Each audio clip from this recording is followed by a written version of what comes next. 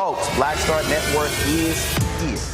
Hold no punches. I'm real revolutionary right now. Black power. Support this man, Black media. He makes sure that our stories are told. Thank you for being the voice of Black America, Roland. Stay black. I love y'all. All momentum we have now, we have to keep this going. The video looks phenomenal. See, this difference between Black Star Network and Black-owned media and something like CNN. You can't be Black-owned media and be scared. It's time to be smart. Bring your eyeballs home. You dig?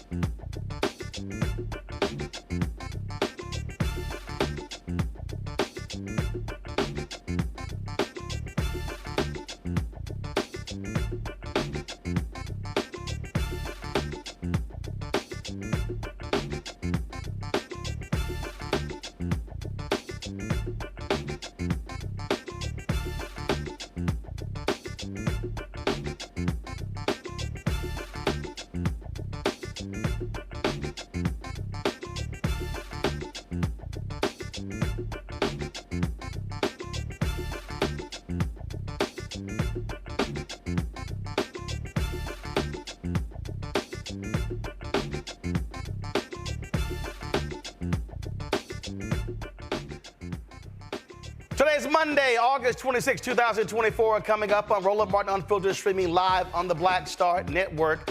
Could Florida be in play? Two of my guests say absolutely. We'll talk about that. Also, Donald Trump whining and complaining about debating Vice President Kamala Harris. Her team fires back in a huge way. 200 former officials who work for Republican presidential candidates, they are endorsing Vice President Kamala Harris. We'll talk about that. Also, I got a whole lot to say about a bunch of folk who are running their mouths. Oh, y'all, we about to bring the funk right here on Roland Martin Unfiltered on the Black Star Network. Let's go.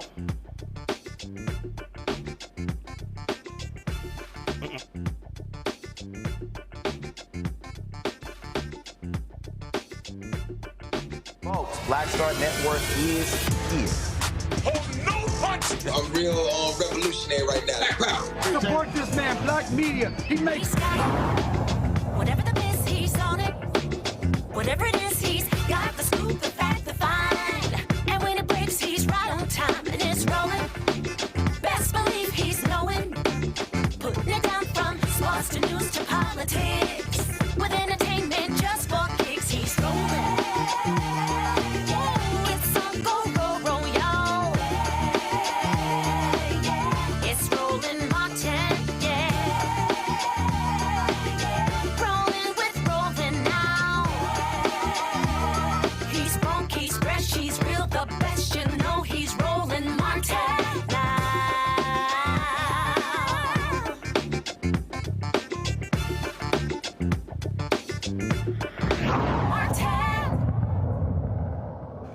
Folks, we're 71 days away from when America will choose the next president.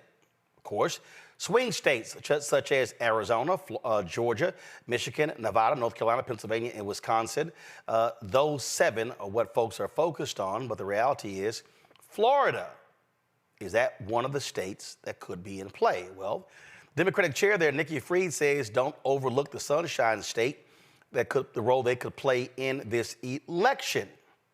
Now, keep in mind, over the last 3 or 4 cycles, Florida has been a red state, primarily because Democrats there have been grossly out-organized, outmaneuvered. It has been, the leadership they have had there has been utterly awful. But with Nikki Fried, who was the last Democrat elected statewide, becoming party chair, they've had successes. The other day, she talked about why Florida cannot be ignored in 2024. Nikki, Florida's been a great tease for Democrats in the last 2 presidential elections. I noticed the other day Republicans now have a huge registration advantage. You also have some pluses. You have abortion and marijuana on the ballot, which presumably would bring out some of your voters. Do you really have a shot in Florida this year? We do. We have a huge shot. And you know, even the misrepresentation of the voter registration gap. And I think most people, not only in Florida but across the country, don't understand exactly what happened. So in 2022, under the leadership of Ron DeSantis and Republicans, they passed a new law that every single year there has to be list maintenance for the supervisors of elections. And they changed the definition of an active voter. So last year alone, 880,000 Democrats ended up on the inactive list. And that is what's making this difference. They all can still vote. And of course, there's a disproportionate amount of African American and Hispanics that are on that list. About 40% are African American and 30% are Hispanic. And those are people that may not have voted in 2022. I think that is historically known that the Democrats, the bottom fell out in November of 2022 with 1 million Democrats not showing up in the gubernatorial race. And a lot of those people end up on this inactive list. So when we are able to talk to those voters who may not have been feeling touched in the last 2 election cycles, have a reason to come out this time, they all can vote. And that's how we start to make up some of those gaps. And Florida has now almost 1/3 of our electorate is independent. And they have been breaking for Democrats 65 to 70%. We saw that in the mayor's race in Jacksonville last year, flipping one of our House seats this year. And so when an energized Democratic base that is organized, that is boots on the ground, we too have about 25,000 new volunteers just in the last 3 weeks. And we have a new organization that's organizing, that's putting all those boots on the ground. We hit 1 million doors as of this past weekend from the beginning of 2024. 1.3 million phone calls in the last, since getting up to our primary, which is on tomorrow, Tuesday. And so these are the opportunities. So collectively, we have an energized base. We have a state that is pissed off that Ron DeSantis has taken us into such an extreme direction in which property insurance is still the #1 issue. Property insurance under DeSantis' leadership, or lack thereof, has grown 400% since he became governor. It's the highest in the country. 6-week abortion ban, book banning, decimation of our complete education system, both from K through 12, higher ed, abortion's on the ballot, cannabis is on the ballot, and a fractured Republican Party. Ron DeSantis doesn't want Donald Trump or Rick Scott to win. it hurts his brand. He'd rather see them lose, and so he can go out in 2028 and say, see, I should have been your nominee in 24. So there's interesting dynamics that are happening in our state. On top of that, we are the second largest student population outside of California, between our state universities, our HBCUs, our colleges, and when they are energized, and we have been doing dorm storms all week and seeing just huge numbers of voter registration to that generation, all of these things are converging at the same moment of a perfect storm that don't sleep on Florida. Joining us right now is Christopher Bouzy, the CEO of Spoutible, and historian Dr. Marvin Dunn. Glad to have both of them here. I'm going to start with you, Christopher. You've been on social media the last several weeks saying over and over and over again, Florida is in play. You've had the Florida Republican State Party chair sitting here just telling you you're nuts. Other people say you're crazy. What are you seeing? How are you making that determination? Hey, Roland, how you doing? Actually, it's been months now that I've been saying this. Before Harris came in, and the reason why I'm saying this is quite a few things, but mainly what Nikki Fried said. There's a lot that's happening in Florida, and I agree with her. I would call it the perfect storm. But also on top of that, you have folks who are just fed up with Trump. To the point, that video was just a little bit old. It's now at 33,000 volunteers, and 3% or so of those people who volunteered identified as Republicans.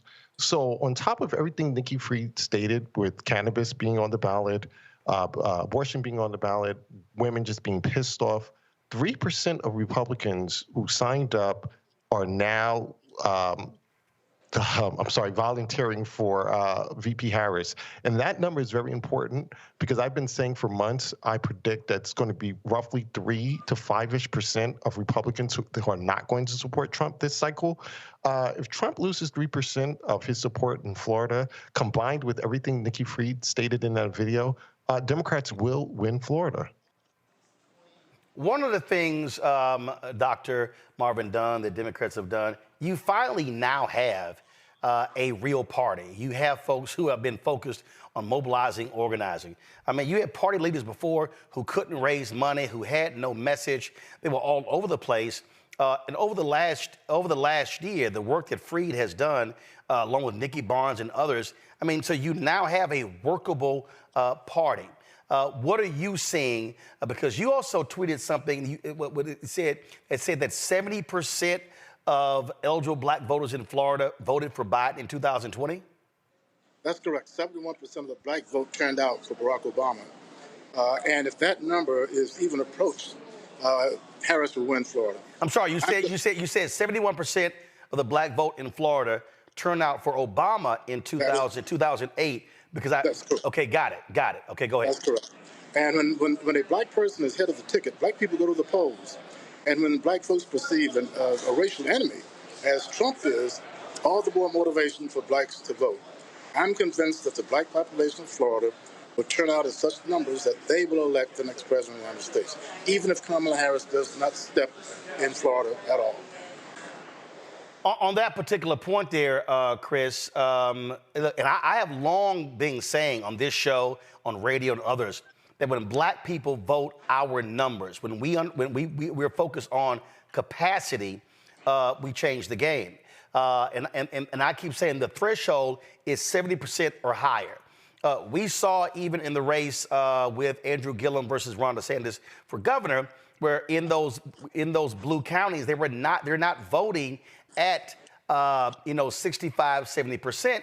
It was in the 54, 57% range.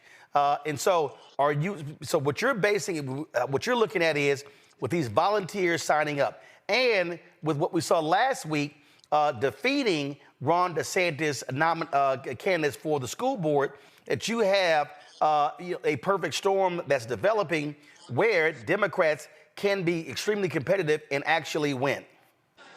Yes, absolutely. And I also agree, I'm sorry, with your previous guest.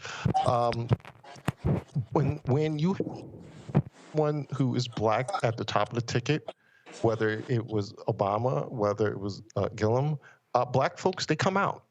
And if you can get that number up there, that percentage up to the 70-ish, just a little bit above that, you're in a good position. But on top of that, let's not forget enthusiasm, momentum, all of that plays a part in this. And right now, VP Harris has it.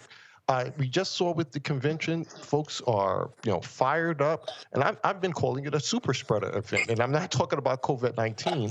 I'm talking about the joy, the enthusiasm, all that stuff. They're bringing this stuff back to, their districts, and I do think people are fired up, and that's what she needs. So, not only do I think Florida is in play, I actually do think she's going to win Florida, because there's a difference between it being in play and actually, I believe she's going to win, and I do believe she's going to flip Florida, and I also think that that Senate seat is also going to flip as well. Marvin, there's somebody just posted this graphic on social media, and it shows announced field offices, the difference between Harris and Trump. In Wisconsin, Harris 48, Trump 40, Michigan 30-12, Georgia 24-12. But so at the bottom there, you see Florida at 12-2. It said total field staff for Harris 1,500, volunteers 400,000, compared to field staff of 300 and volunteers 14,000 for Donald Trump. So Florida's a big state. 12 field offices isn't a lot. So what do you want to see happen? There are others who say, listen, they should not throw any money in Florida. They should keep their focus on the other 7 states. Yeah, but Roland, they're spending money in Florida now. Okay. Trump is now buying ad time, TV ad time in Florida. Okay. Why is that? We just found that out today. They're spending money in Florida. Why? They're worried about this state. They should be. Florida's not as red as people think. Also, Christopher, Politico dropped a story talking about Vice President Kamala Harris really focusing on Latino vote. And this story was quite interesting. This was even before Biden announced he wasn't going to run. There was a meeting in February at the Vice President's mansion, and she wanted to know. She was concerned about the Latino vote and also the state of Spanish language media in the race as well. So this shows you, and this was a huge mistake that Democrats made in 2020, not really focusing on Spanish language media. Same thing in 2016. And so this is a candidate who understood as early as February of this year the importance of the Latino vote. And we're now seeing that not just here, in other states, where she has a 24-point advantage among Latinos. And in Florida, you can't just say Latino vote. You got to look at it a lot different. Cubans and Venezuelans and folks. Obviously, you also got Haitians, you got Dominicans. And so it's a different, you got to really do a lot of micro-targeting in Florida to turn the vote out. Yeah, no, that's absolutely, yeah. Hold on, Marvin, hold on a second. Christopher, then Marvin, go ahead. Yes, no, you're absolutely correct. You have to micro-target because it's the Latino vote is not a monolith, right? And we know that. So she is correct to be concerned about that. And this is where Democrats have failed in the past. You've talked about Nikki Fried, Nikki Barnes, and the rest of those folks. They are doing what they're supposed to be doing there. But I also just want to kind of just go back a bit in terms of the money that's being raised and things like that. Look. Folks are saying to ignore Florida. That is at their peril, and I will explain why really quickly, Roland. If Democrats don't win Montana, they need Florida to keep the Senate. They must win Florida. Also, when it comes to the House, we saw what happened in 2022 when the bottom fell out in Florida, and Democrats would have been able to hold the House if not for Florida and New York. So this whole idea that, let's just ignore Florida and let's focus on other places, it's absurd because Democrats have to win that Senate seat to run up the score just in case Democrats do not win in Montana. So Democrats can't ignore Florida. Marvin, go ahead. I just want to say that Democrats aren't just fired up, they're angry. It's a different element in this election. Black people are really angry, particularly in Florida at DeSantis. So I think there's a lot of underestimation of the power of the black vote once people are angry as they are at what could be accomplished in the state. The black vote in Florida may be the fact or the factor that ends up electing the next president of the United States. All right, then, Dr. Marvin Dunn and Christopher Bouzy, I certainly appreciate both of y'all being on today's show. Thanks a lot. Thank you. You're welcome. Thank you for having me. Thanks a lot. Going to go to a break. We come back, chat with my panel about this and some other stuff. Folks, there's a lot going on. And yeah, you see me rocking the Georgia stand-up shirt today. And that's exactly what we have to do for this election. We'll be right back.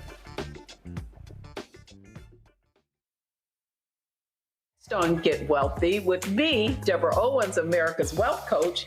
Women of color are starting 90% of the businesses in this country. That's the good news. The bad news, as a rule, we're not making nearly as much as everyone else. But joining us on the next Get Wealthy episode is Betty Hines. She's a business strategist, and she's showing women how to elevate other women. I don't like to say this openly, but we're getting better at it. Women struggle with collaborating with each other. And for that reason, one of the things that I demonstrate in the sessions that I have is that you can go further together if you collaborate. That's right here on Get Wealthy, only on Black Star Network.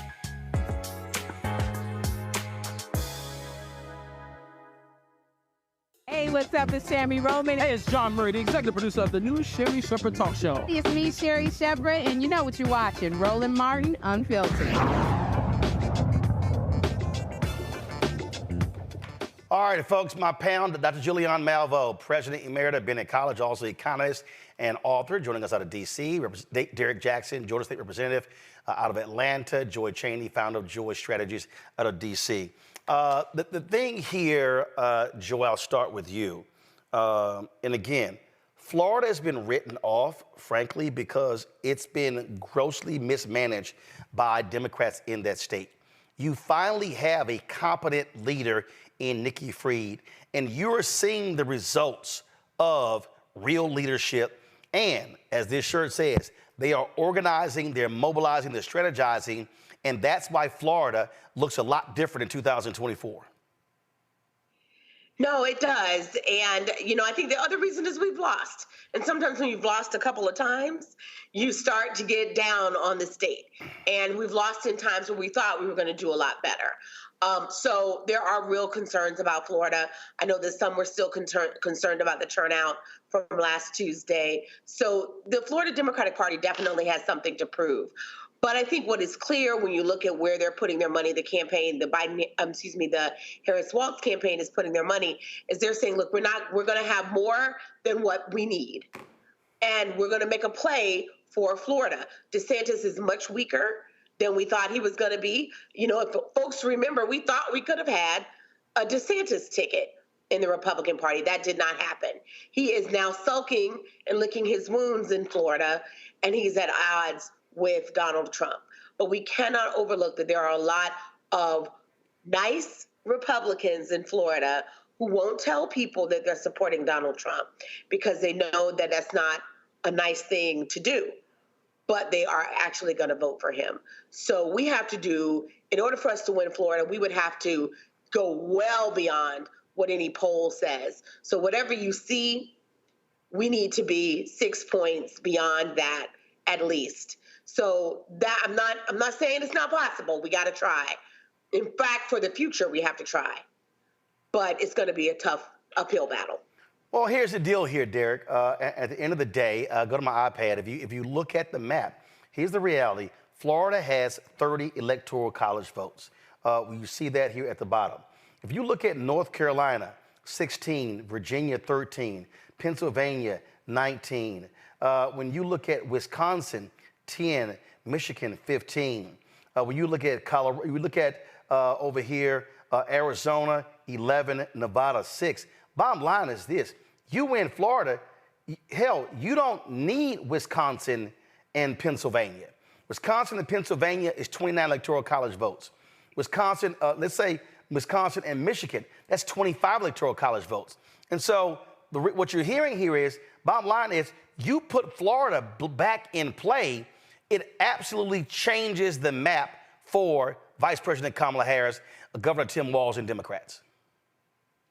You know, Roland, while we were all last week in Chicago during the DNC, before we left, the Harris and Walz team, they were, I'm giving a little insight here. They're trying to go after the 2008 Electoral College map. I'm not sure if your team can pull it up, but their goal is to reach that 365 Electoral College votes that Barack Obama did in 2008. And so when you look at that map, Roland, it includes Florida. It includes Ohio. And so when you look at where they're opening up these offices, I mean, think about the comparison and contrast that you put up there with your previous guest. 1,500 offices versus 300 for Trump. They got 400,000 volunteers versus 14,000 volunteers. And so when you think about that, and they were raised over $600 million, right? Their goal, the Harris and Walz campaign team, they're going for the juggler. And when you think about that map, Roland, the 2008 map, it clearly demonstrates that they're following the playbook that Barack Obama 2008 team did. And they have the resources, the money, the field offices, the volunteers, the enthusiasm. They're strategizing, organizing, and mobilizing to do exactly the same as that map. Well, if you look at this map, again, Julian, I'm going to go back to it so you see here. So let's just say, and how on this map here, I have Democrats winning Virginia, North Carolina. Let's just say, again, North Carolina stays red. Okay, they go to 218, Democrats at 310. Let's just, again, so this is how Florida changes the whole deal. If I turn Florida red, you see right here, then all of a sudden, Republicans go up to 248, Democrats are down to 280. And so on this map here, I have Democrats winning Nevada, winning Arizona, winning Minnesota, Wisconsin, Illinois, Michigan, Pennsylvania, and Virginia. So this, I would dare say, that Democrats will say is the realistic map.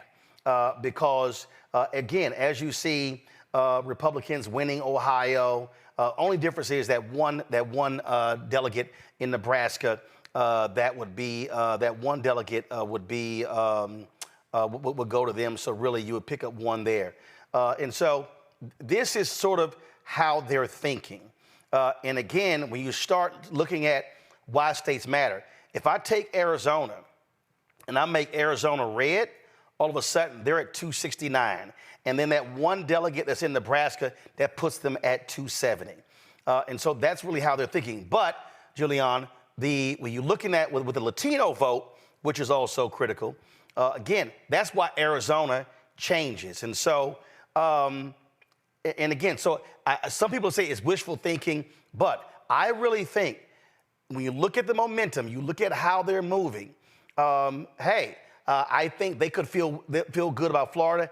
I will not say, based upon my conversation with the campaign, that they think Florida is in play, but they can play around in Florida. And if that thing begins to keep building, then I think you might see a changing strategy come late September and October. No, Roland, I'm thinking back to 2016 and the campaign that Hillary Clinton had, the fact that she ended her campaign with money in the bank. I mean, every time we talk about it, group of us, we get annoyed. Had she put some resources into Michigan, had she put some resources into Wisconsin, we would have had a whole different story. So I'm thinking that the Harris... Remember, she didn't even show up in Wisconsin. She never even stepped foot in Wisconsin. Precisely. And all those black people in Milwaukee could give me a break. But so what I'm thinking about the resources that Harris-Walz campaign has and how they choose to deploy their resources. I think that Florida is in play. I'm persuaded by the brothers you had on earlier, but also by what I hear from folks. In play, but not won. Nothing is won. Here's the biggest thing for the Harris-Walz campaign. people cannot be complacent. We had a great week in Chicago, but there are a lot of people who, okay, we got this. No, we don't have this. There is no way that we have this. We have got to work our hind parts off for this ticket, and we have got to make sure not only that this ticket, but when we look at Maryland, Angela also Brooks, I don't think the sister in Delaware is any trouble. She's got that, but nobody has anything. We need to have the most massive turnout so there are no questions about what's up. Imagine given the Supreme Court and thinking about 2000 and Gore Bush, that the Supreme Court put their hands on the scale, and Gore, being the good American that he is, he basically threw the towel in too soon. But hey, that's neither here nor there. That was then. But the point about that point is if the Supreme Court is placed in a position to rule, we know what they're going to do. We know who they are. We know what they're going to do. And so we just have to have the most massive turnout, so that there will be no questions about the results are. And I'm a little bit afraid about that because I was on a plane coming back Friday from Chicago, and I saw a sister friend, and she gave me a high five. She said, "We got this." And the plane is not the place to give people political lessons. But I was like, "Sister, please," and, she was going in the back. I was sitting in the front. I didn't have time. I started to get up and go back there, but, I had my little challenges. But I was horrified that I saw her have baggage claim, and I said, "Do you really think we got this?" "Oh, yeah. Didn't you see this?" I said, "That was entertainment. Roll your sleeves up." My mama used to talk about elbow grease, and that's what we need. We got the enthusiasm. We got all that. Now we need elbow grease. We need to roll our sleeves up. We need to get our scours out. We need to look for every vote we can get. Yeah. It's in the battleground states, but in every state. Right. And the thing here is, listen, the Vice President Kamala Harris has already said, we are running as the underdog. And I dare say, in the last 2 weeks, and yes, that Comey crap he pulled was atrocious, but in the final 10 days, Hillary's campaign took their foot off the gas. I dare say Andrew Gillum's campaign in the final 72 hours took their foot off the gas. I'm going to use an example of what they say in track and field. You run through the tape. You run through the tape. You run hard until you cross the tape. And so, absolutely, folks, do not make an assumption if you're living in any of these battleground states, election's over, VP has got in the bag. Absolutely not. We must be going hard every single day for every single vote to defeat Trump, MAGA, and all of these folks. All right, folks, hold tight 1 second. I got to go to break. We come back. More on Roland Martin Unfiltered on the Black Star Network, including we'll be talking about the microphone battle. Donald Trump, his team, they want the mics muted. Vice President Kamala Harris like, no, player, keep it open. We'll discuss that next on Roland Martin Unfiltered, the Black Star Network. Hey, y'all support is critical. Remember I was telling y'all it was cost us about $25,000 for the Democrat National Convention? No, it was actually $55,000. All of our expenses for the week was $55,000. So your support is critical. So please make your contributions to the Bring the Funk Fan Club. You can send your check and money order, P.O. Box 57196, Washington, D.C., 20037-0196. Cash App is $RM Unfiltered. PayPal, R. Martin Unfiltered. Venmo is RM Unfiltered. Zelle, Roland at RolandSMartin.com. Roland at RolandMartinUnfiltered.com. When we had to add some additional people, we had additional expenses. Everything that you saw there, the Ethernet, y'all, was almost $3,500. Then, of course, the space that we had, all of that stuff. So again, airfare, hotel rooms, gas, all of those things, and staff costs, again, amount to $55,000 for last week's Democrat National Convention coverage. So please support us by joining our Bring the Funk fan club. Every dollar we appreciate. The goal is to get, of course, 20,000 of our fans contributing on average $50 each, which comes out to $1 million a year. Folks can't give that. They give less. We appreciate every dollar. Those who give more, we appreciate every dollar. And so we thank you for your support. We'll be right back. Hatred on the streets, a horrific scene, a white nationalist rally that descended into deadly violence. white people are losing their damn minds. As an angry pro-Trump mob storms the U.S. Capitol, we've seen shooting. We're about to see the rise of what I call white minority resistance. We have seen white folks in this country who simply cannot tolerate black folks voting. I think what we're seeing is the inevitable result of violent denial. This is part of American history. Every time that people of color have made progress, whether real or symbolic, there has been what Carol Anderson at Emory University calls white rage as a backlash. This is the rise of the Proud Boys and the Boogaloo Boys. America, there's going to be more of this. Here's all the Proud Boys, Dave. This country is getting increasingly racist in its behaviors and its attitudes because of the fear of white people. The fear that they're taking our jobs, they're taking our resources, they're taking our women. This is white fear.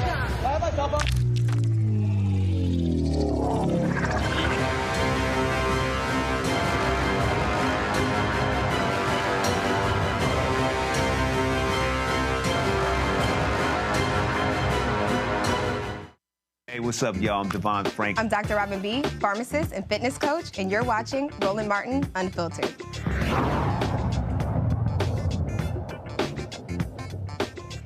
Well, y'all, it was always some drama. Of course, Donald Trump has been trying his best to get out of the September 10th debate on ABC with Vice President Kamala Harris. Now, today, there was a new one. The Trump team were like, hey, we want to stick to the previous agreed to rules to have all the mics muted. Now, President Biden's team, they negotiated that. Well, Vice President Kamala Harris was like, no, we good. No, y'all can leave the mics unmuted. And so it was back and forth. Her team issued a press release just slamming him big time for that. I thought it was hilarious what they posted, where they said that Trump's handlers prefer the muted microphone because they don't think their candidate can act presidential for 90 minutes on his own.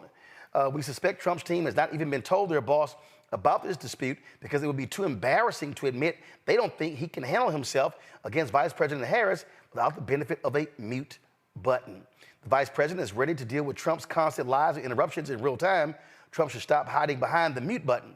Well, later in the day, Trump actually was talking to somebody, and he was like, okay, I'm fine with the mics being open. So I bet his team was like, damn, he just screwed that one up. Derek, here's the whole deal. I love it. Leave the mics unmuted because we know he can't resist lying. He can't resist acting a damn fool. And so the Vice President's like, oh, please, baby, please, leave the mics open so I can light your ass up. Well, Roland, the world knows that Trump is not a disciplined candidate. He can't help himself. And unlike any other debates, he's going against someone that he watched on last Thursday during her 37 minutes, just 37 minutes compared to his 98 minutes, gave the most professional, coherent case. She is a trained prosecutor. She's going to go for the jugular. She's going to balance it in the manner in which she will. She understands his type. She said that she understands his type. She knows how to press his button. And why wouldn't you want to have an open mic? So that way she can display during those 90 minutes of the debate something that was not done, as we all witnessed on June 27th. That was a different kind of debate. And so now he realized he's going to try to use whatever excuse he can. He doesn't like ABC. He doesn't like this. He doesn't like, he may not be able to stand on his 10 toes rolling for 90 minutes. They're going to come up with something to where I think they're not going to go show up on September 10th. I think, Julian, this is part of the reason why the Trump people are scared to death. This, of course, was 2020 when then Senator Kamala Harris was debating Vice President Mike Pence. Senator Harris? Well, I mean, I thought we saw enough of it in last week's debate, but I think this is supposed to be a debate based on fact and truth. And the truth and the fact is Joe Biden has been very clear. He will not raise taxes on anybody who makes less than $400,000 a year. He said he's going to repeal the Trump tax cuts. Mr. Vice President, I'm speaking. Well, I'm speaking. It'd be important if you said the truth. Joe Biden said twice in the debate last week that he's going to repeal the Trump tax cuts.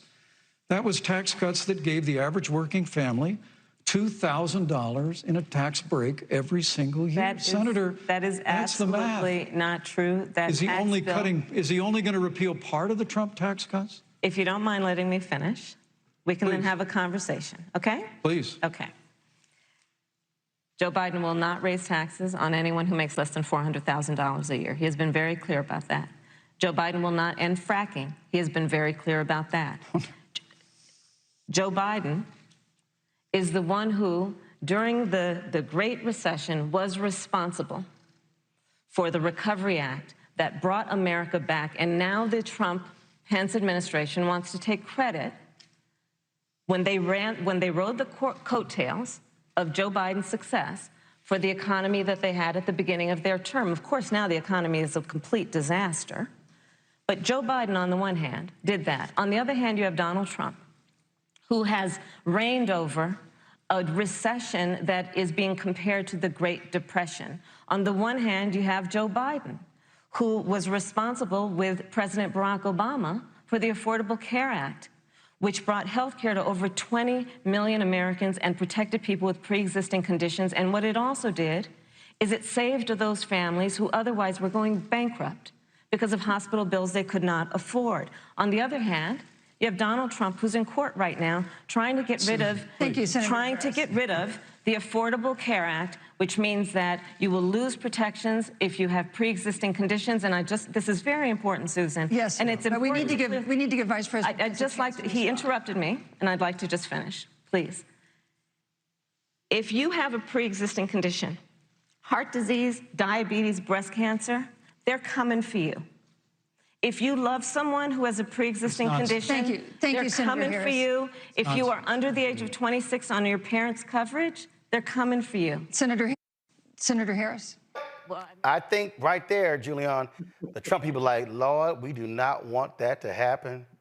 And Vice President Harris is like, baby, please, please, baby, please, baby, please, please, please, let's go. You know, she's clearly not only a trained prosecutor, a great debater, you know, she's at the top of her game, and nobody else over there in fantasy land is. And so Trump is scared. He's not scared, he's scared, as they say in the hood. He just cannot take it. Let the bike stay open. Let the bike stay open, because as his campaign has said, he can't behave himself for more than 5 minutes at a time. If she says something that irritates him, he's going to interrupt. But even if the mics are off, you know, he has all those hand gestures and stuff like that. I mean, unless they like stuff him with Prozac or something, he's going to act up. And so, you know, and we know that he cannot act right. You can pay him to act right. You can say, Mr. Trump, if you behave for 30 minutes, you could be the president. Oh, well. So, you know, as you said, that was a masterful. When she has the mic, she takes the mic. She takes control of the mic. Let me finish. I was talking. Just very, very clear. In addition, she brings the facts. Not all this drama, just facts. 1, 2, 3, 4. If you cut healthcare, this is who gets it. People had breast cancer. People had diabetes. She's laying it out there in ways that people can understand it. And so, no, they don't want that. They would prefer to have a clown show, or to have what they had when Mr. Trump ran over President Biden, interrupted him, talking over him. And Brother Biden didn't have the the wherewithal. He was ill. There were some other issues, but he didn't have the whatever to just slap back. But I'll tell you what, Vice President Kamala Harris has the whatever to slap back. And so, no, they don't want this. They don't want this at all. Well, again, I think, listen, Joy, his folks know he's going to be sighing and making all sort of noises and stuff, and he's going to look like a complete fool. But he's already undercut them by saying, oh, I'm fine with the mics being on. So, all right, let's get it on. Let's get it on. Let me tell you what, the other thing this campaign has been doing, the Harris-Walz campaign, they have been trolling him effectively. They do what our foreign adversaries do. They know how to get under his skin, play to his insecurities, of which there are many. They know what to do. They have been doing it all along. And one of the things they've also been saying is, don't cut the mic on him. Listen to him. He is his own worst enemy, as everyone has already said. When you look at his nomination speech, they were having a great convention, an enviable convention. And then he spoke for 98 whatever minutes and talked about Hannibal Lecter. I mean, the first couple of minutes he was on script, and then he went off and did himself. He literally cannot help himself.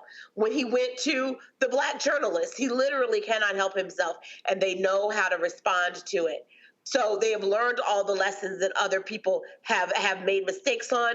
Hillary, whatever he does, if he tries to follow her, trust me, they are prepared for it. She knows what to do with the errant criminal, on the other side of the aisle. She is a prosecutor. They're ready for him, and they know it. And he's scared.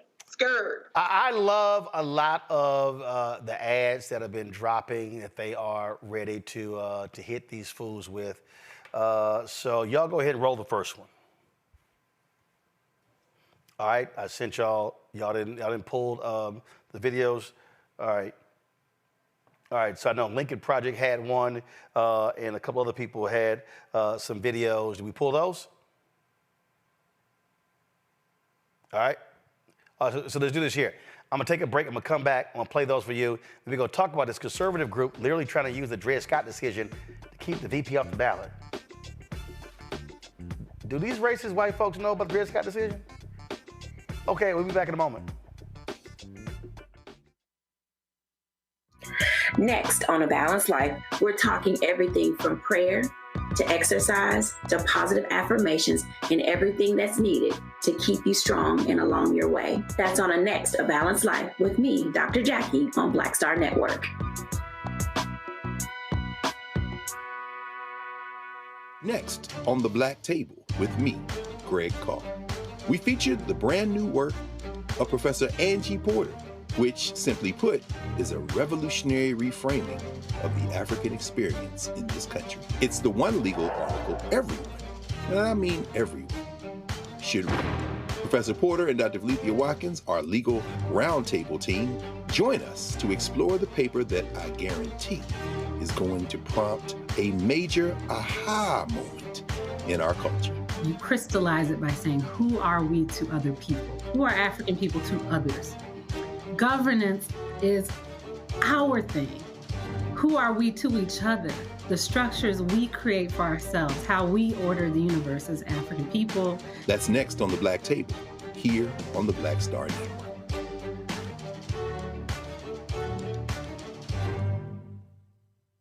Hey, what's up? Geek Tony in the place to be. Got kicked out your mama's university, creator and executive producer of Fat Tuesdays, an air hip-hop comedy. But right now, I'm rolling with Roland Martin, unfiltered, uncut, unplugged, and undamn believable. You hear me?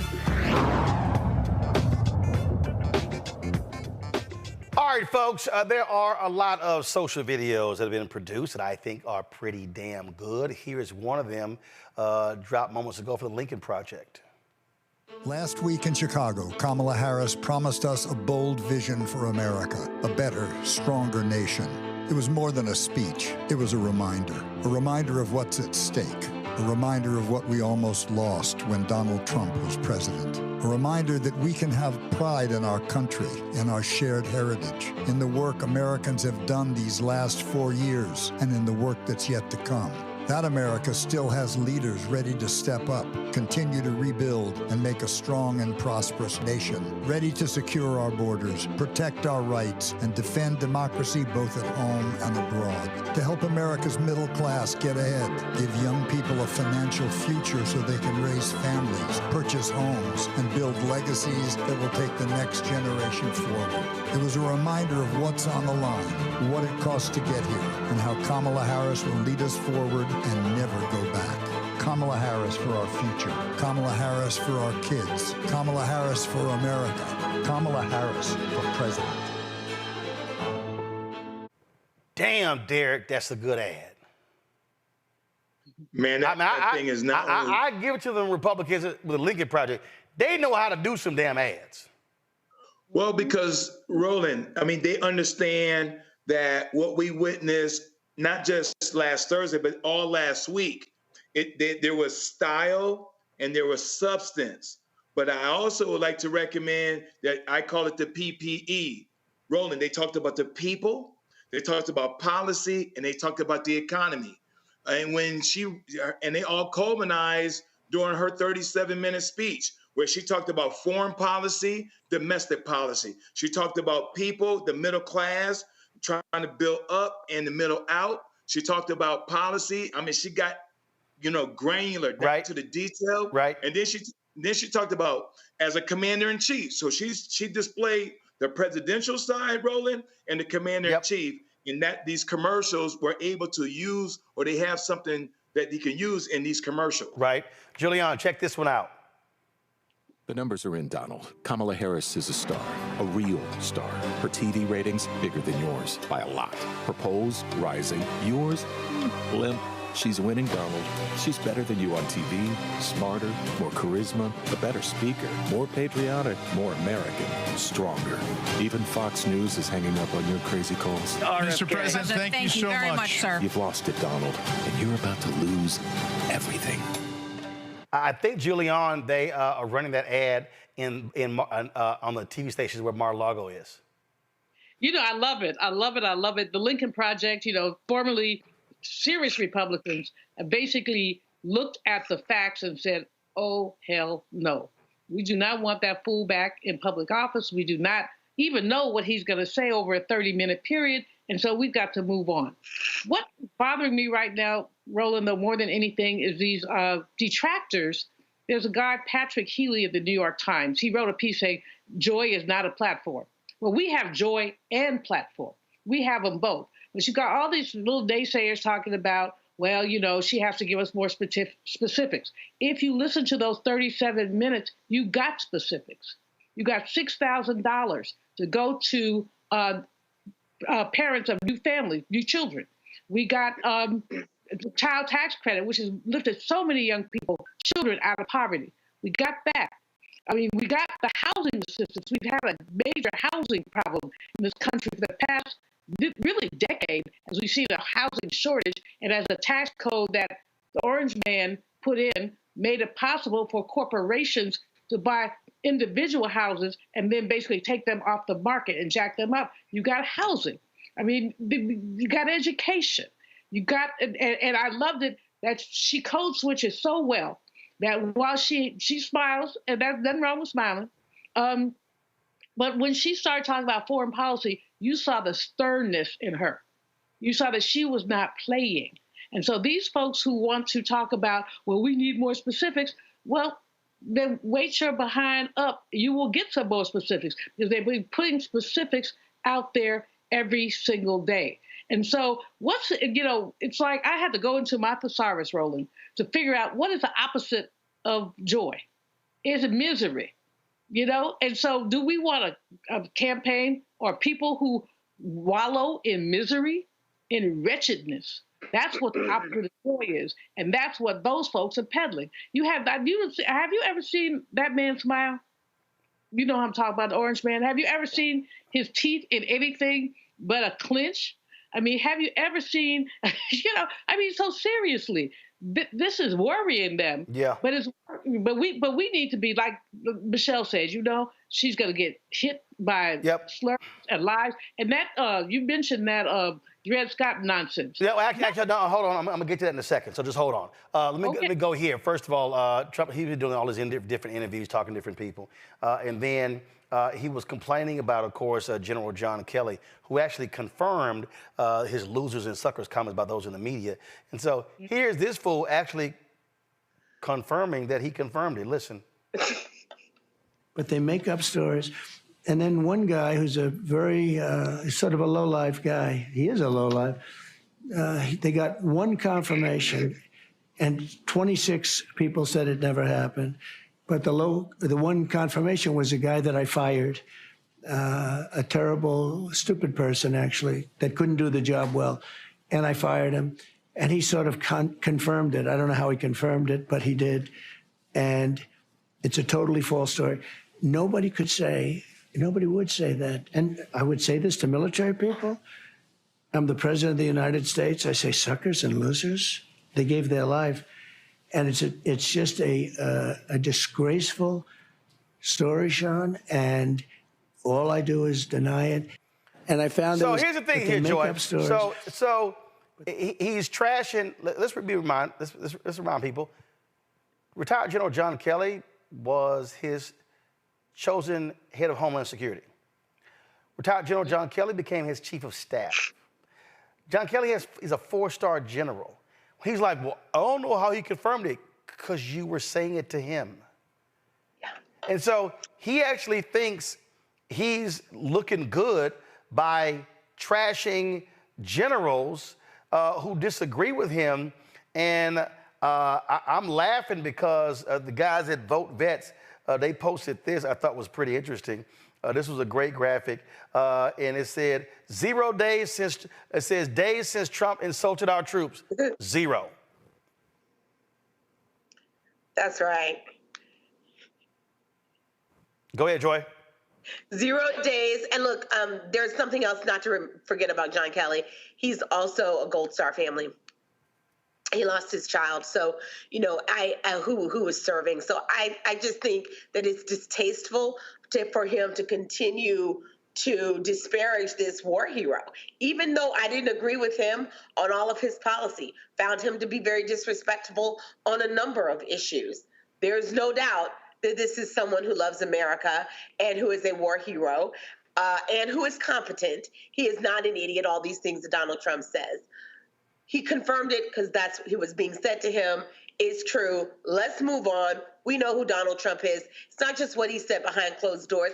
It's what he said in public. We know that this is completely in keeping with his character. And let me just say something about those previous ads that you were talking about. Again, they are getting under his skin. This is CIA level ops, right? You know, Donald Trump is so predictable. We know how to get under his skin, how to encourage him to make an unforced error by saying things like, she's more popular than you. It's true. Right. He knows it's true, and saying it's true and putting it out there is it's an audience of one. And I think that's what the Lincoln Project is so good at. They are appealing to Republicans, but they're also appealing to Donald Trump. Yep. And they are causing him to atrophy, to stay off the campaign trail, to be at home talking to people at Mar-a-Lago about whether his campaign is going well or not instead of his voters. Well, he is making a huge mistake. Yeah, it's because he's being trolled. Well, check this out. The Harris-Walz campaign dropped this. More than 200 Bush, McCain, and Romney alumni endorsed Vice President Harris for president. They lay out in here all the different individuals. And also, remember, prominent conservative former federal appellate judge Michael Ludick also said he plans to vote for a Democrat for the first time ever. Now, ABC, in their story on this, quoted this retired general. You see, let me go iPad, General Larry Ellis. You see the brother right here, who served in the rank under President George W. Bush, is endorsing Vice President Kamala Harris. He's of course, was the commander of the U.S. Army Forces Command. This is the first time he's ever endorsed a candidate. This is what he said, Derek. Donald Trump has demonstrated that he is wholly and dangerously unfit for commander-in-chief. He praises and emboldens our enemies that seek to weaken our country. He has denigrated our brave men and women in uniform. He said that if any service member were to ever act just a bit like Trump, quote, then he or she will be immediately removed from the leadership position, admonished, and separated from military service. You know, Roland, as a 22-year retired military officer myself, a lot of my former colleagues, those in the military, a lot of them voted for Trump in 2016. But the straw that broke the camel back, Roland, this time was January 6th. There is a silent code amongst us who served in the military, men and women who've donned that uniform. And Donald Trump broke that code when he got on his platform on January 6th in 2021. That was a bridge too far for a lot of military, not just Gold Star family, but military veterans and their families. And so that's the reason why you see top brass that has never done, as you just articulated, Roland, they never endorse. We typically don't endorse folks, but they're coming out and their driving motivator was because of what took place on January 6, 2021. Absolutely. And so what you were seeing, folks, you were seeing, again, how this campaign is shaping up. I was telling you about this insane conservative group. They're claiming that Vice President Kamala Harris is not constitutionally eligible to run for president. The 90-year-old National Federation of Republican Assemblies, they literally are citing the 1857 Dred Scott Supreme Court decision, considered the worst Supreme Court decision ever. They're using that to say that Harris cannot run for president. In Dred Scott versus Sanford, it was declared that slaves weren't U.S. citizens and not protected by the federal government. According to the platform and policy document from the NFRA, the Constitution's description of presidential requirements disqualifies Harris entirely based on citizen requirements, which states that only natural-born citizens can hold the position. The document argues that Harris's parents were not American citizens at the time of their birth. The Dred Scott ruling was overturned by the 13th and 14th Amendments to the Constitution, which abolished slavery and declared all persons born in the United States to be citizens. They want the Supreme Court to review this. This shows you how you have nutcase deranged Republicans, Julian. Nutcase deranged, but also fundamentally racist, ignorant, and try to go back. The Dred Scott decision said, paraphrasing, Black folks have no rights that whites are bound to respect. That was 1857. After some back and forth, no rights that whites are bound to respect. And these folks want to go back to that time, and you can tell that. But it's like the most far-fetched argument, even this Supreme Court, I would venture to say, even this Supreme Court, with all its madness, would not uphold anything like this. But they are grasping at straws, just like those January 6 people were, grasping at straws, unable and unwilling to deal with the realities of contemporary democracy, contemporary politics, just unwilling to deal with it. So, I mean, Roland, when I saw that, I laughed for a couple of minutes and I went back to read the Dred Scott decision because it's an important decision that we had to spend a lot of time overcoming. Blacks have no rights that whites are bound to respect. That's sobering. I have no idea what these Republicans think they're doing, but that ain't gonna play well with Black folks, Joy. No, it's not. But here's the thing: it's worked before, and it didn't work because he, ultimately he wasn't able to beat Barack Obama in any of his efforts, but he was able to mobilize them to hate us and to have a false sense. There are many people who still don't believe that Barack Obama is someone who was able to be president of the United States. And so they go back to the same playbook over and over and over again. It's laughable, it's ridiculous, but we cannot ignore it completely. We have to accept that there are people in the United States who will believe anything. They will do everything in their power to otherize anyone who is not white, changing our name, making it sound more exotic in their view than it is, doing all of those things. So we have to be very careful about this. We have to be monitoring and counteracting it on social media, and we just can't overlook it. This is a playbook that has worked for them in the past, and Republicans, we need them to counteract it as well. Yep. Kamala Harris is well qualified to be president. Well, here's this, Derek. You've got these racist Republicans, Milo, Giannupa, whatever his name. I mean, he's been a violent racist. And, of course, Gavin McInnes, founder of the Proud Boys, another racist. They're going to be holding the roast of Kamala Harris at the University of South Carolina. We're going to talk about that in the next. I want to deal with that. But it shows you how these white racists, how they're operating, and some black folks who are University of South Carolina graduates want this to be shut down. Also, after the break, we're going to talk about Robert Kennedy Jr. He has endorsed Trump, but did he forget all the stuff he was saying about Trump just a couple of months ago? We didn't. It's receipt time.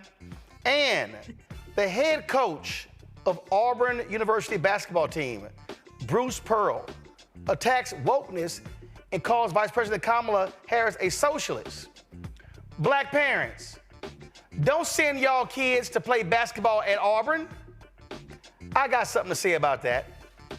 That's next on Roland Martin Unfiltered on the Black Star Network. Support our work. Join the Brina Funk fan club. Send your check and money order. P.O. Box 57196, Washington, D.C. 20037-0196. Cash App, $RM Unfiltered. PayPal, R Martin Unfiltered. Venmo is RM Unfiltered. Zelle, Roland at RolandSMartin.com. Roland at RolandMartinUnfiltered.com. We'll be right back. Next on A Balanced Life, we're talking everything from prayer to exercise to positive affirmations and everything that's needed to keep you strong and along your way. That's on a next A Balanced Life with me, Dr. Jackie, on Black Star Network.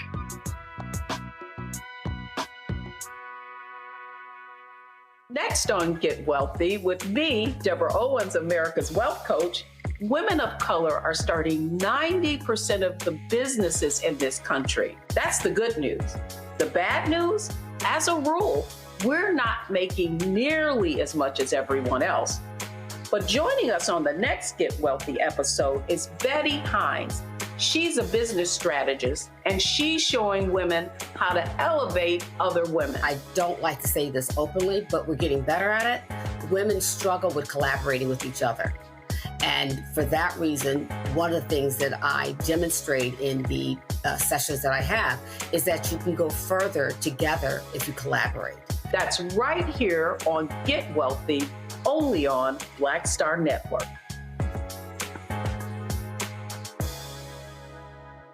Hello, we're the Critter Fixers. I'm Dr. Bernard Hodges. And I'm Dr. Terrence Ferguson. And you're tuned in to Roland Martin Unfiltered.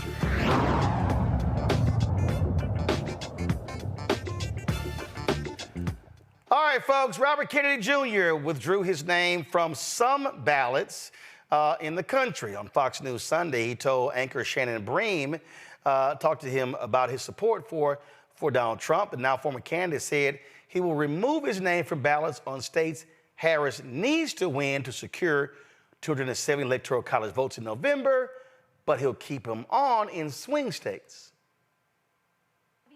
Negotiated over or talked about a cabinet position, another position within a Trump government in exchange for your endorsement? No, there's been no commitments. But I met with President Trump, with his family, with his closer advisors, and we just made a general commitment that we were going to work together.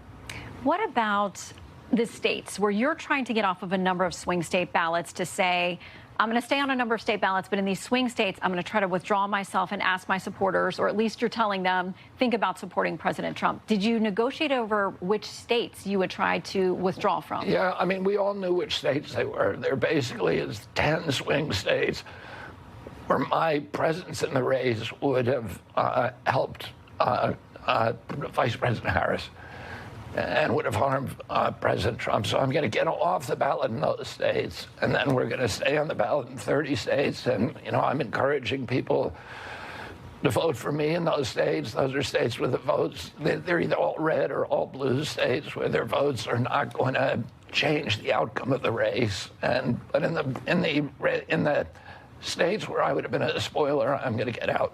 So it's about 10 states. He needs to gargle some salt water.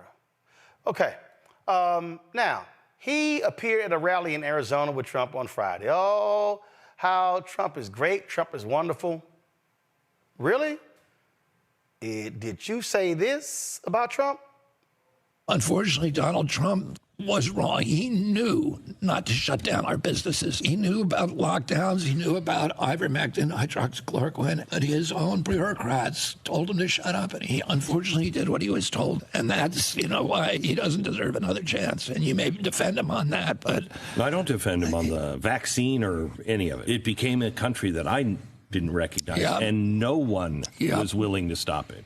He doesn't deserve another chance to Glenn Beck. Well, I'm going to come back and play for something with Glenn Beck, too. RFK also said this. And his pick as vice president is a salute to the CIA and to the intelligence community and to the military-industrial complex. Their gravy train is going to continue. And this. I'm going to say one more thing. They haven't done a very good job about protecting public health, but they've done a very good job at using the quarantine to bring 5G into all of our communities and to shift us all, to begin the process of shifting us all to a digital currency, which is the beginning of slavery. Because if they control your bank account, they control your behavior. And we all see these advertisements on television saying 5G is coming to your community. It's going to be a great thing for all of you. It's going to change your lives. It's going to make all of your lives so much better. And it's very convincing, I have to say. Because I look at those ads and I think, that's great. I can hardly wait till it gets here. And then, because I'm going to be able to download a video game in 6 seconds instead of 16 seconds. And is that why they're spending $5 trillion on 5G? No. The reason is for surveillance and data harvesting. It's not for you and me. It's for Bill Gates. It's for Jeffrey Zuckerberg. And it's for Bezos and all of the other billionaires.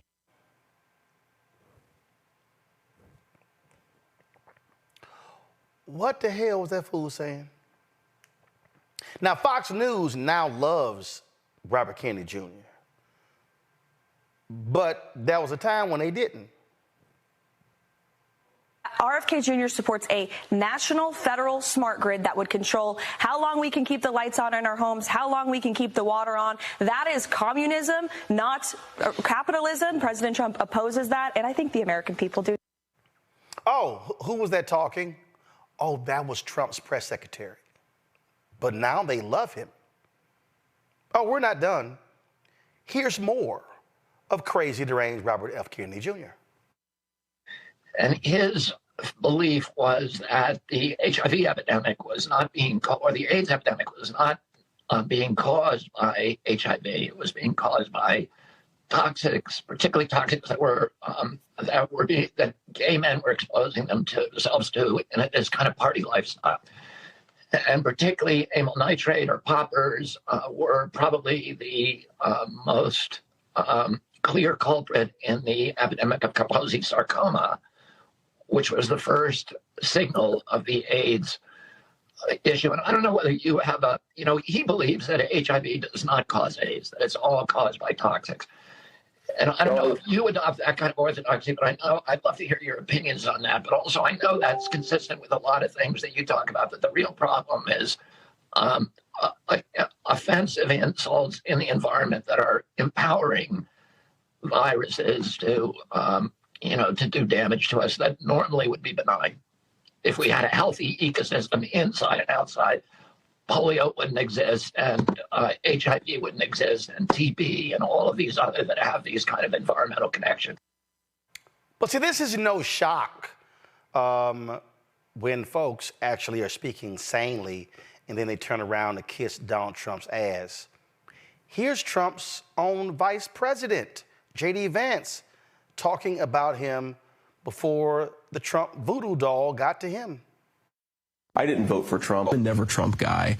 I never liked him. It makes you think that at a fundamental level, this is sort of a he said, she said, right? And at the end of the day, do you believe Donald Trump, who always tells the truth? Just kidding. Or do you believe that woman on that tape? I cannot stand Trump because I think he's a fraud. Well, I think he's a total fraud that is exploiting these people, who is a total fraud. Like you said, I agree with you on Trump because I don't think that he's the person. I don't think he actually cares about folks. So, as a conservative who thinks that Trump does not have the answers and isn't qualified to be president, what are you going to do this election, if you don't mind saying? My current plan is to vote either third party or, as I joke to my wife, I might write in my dog, because that's about as good as it seems. But, you know, I think there's a chance, if I feel like Trump has a really good chance of winning, that I might have to hold my nose and vote for Hillary Clinton. Ultimately, I think I'll probably vote third party. I might vote for this new guy who I really like, Evan McMullin, who I actually met the other day. But I think that I'm going to vote third party because I can't stomach Trump. I think that he's noxious and is leading the white working class to a very dark place. So do y'all see what happens when you sell your soul? Do you see what happens when you are willing to give up any morals, values, principles, and ethics? That's literally what we are looking at there, Julian, plain and simple. They have sold their soul to the devil and his imps, Donald Trump and his followers. Neither J.D. Vance nor Donald Trump has any self-respect. Why would you ask somebody to be on your ticket who has talked about you like that, who's basically said you didn't trust you? How do you ask somebody to be on your ticket like that? But you know, Trump has no self-respect. Well, easy. When they express fealty to you, when they bow down and kiss your ring, kiss your feet, you're like, okay, little boy, great job, come along. There you have it. But I mean, at the same time, Roland, what we have to look at is that this guy, J.D. Vance, is not stupid. I mean, he's not, he's venal. He wants power. He's 39 years old. He's been tapped to be the VP to a man that he says he detests. Okay, to a man that he says he detests. Yep. But the price for being on that ticket is to lie out of all sides of his mouth, to say, oh, yeah, he's a great guy, he's a good guy. He can't explain that. They keep talking about Kamala can't explain policy inconsistencies. Can he explain why he is on this ticket? Yeah, he can. He can. Power. It's about kissing ass. That's all it is. And again, the same thing applies, Joy, to all of these Republican commentators. I remember Hugh Hewitt, Mark Levin, Glenn Beck, all of them were speaking out against Trump. Oh, now they're just, oh my God, if we don't elect Trump, the world's going to go to pot. Here is that idiot Glenn Beck. This is what he actually had to say about Trump before he became president. Listen. Donald Trump is the face of the GOP. Well, that makes us crony capitalists. It makes us wafflers. It makes us pretty racist. It makes us big government guys. It just, you name it. It makes us that. Well, I'm none of those things. And so I can't say, well, these are my friends, because that's my future. I won't tolerate it. I don't want my children to look at that man and say, yeah, he's my president. I won't have that. I will not endorse it. I will not tolerate it. And I refuse to have my children think that I tolerated that. I won't. Really? Really? I find that to be really, really interesting and rich coming from Glenn Beck, because the same Glenn Beck said this year. We're at a critical junction. This is where the train track splits forever. You know, if we lose this election, I truly believe we've lost the country. This isn't just the most important election of our life, which they always say. this could be very well be the last free election in an America that we have understood for 250 years. If we lose this election, we may not make it as a constitutional republic by 2026. That's not hyperbole. And he's not talking about supporting Vice President Kamala Harris. But, Joy, this goes to show you who they are. They will sell their soul because if they go against him, they lose their ratings. That is correct. This is about money. This is about power. This is about ratings. That's all. Because when they thought it wasn't advantageous to them, they told, really, if you listen to them, a more heartfelt truth, that they're disgusted by this man. Anyone with eyes would be disgusted by this man, with ears would be disgusted by this man, but they are afraid. They know what happens if you don't support Donald Trump. They have chosen to go with the cult. Yep. We know that has happened here. And so, the question isn't so much what they're saying is, if you're a moderate, which side are you on? You couldn't possibly, don't go pull a lever for Donald Trump. Don't go do that. That's what we've got. We've got to appeal to them, and that's what was great about this DNC convention. They spoke to that. Derek, real quick. I find it interesting because when you find individuals like Peggy Noonan.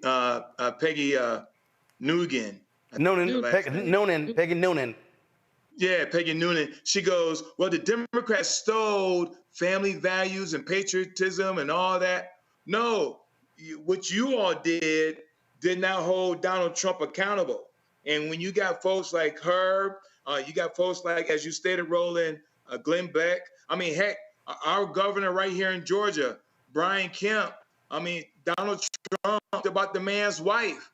And now you got Brian Kemp cozying up with Trump. Yep. And so there was a time where flip-floppers, it was a death cross, but not today because they're willing to kiss the ring and become obsequious to the degree. Before I talk about the University of South Carolina having two racists attack the vice president, this is what the Kennedy family had to say about that idiot Robert Kennedy Jr. endorsing Trump. It says that statement of Robert Kennedy Jr.'s announcement today: "We want an America filled with hope and bound together by a shared vision of a brighter future, a future defined by individual freedom, economic promise, and national pride.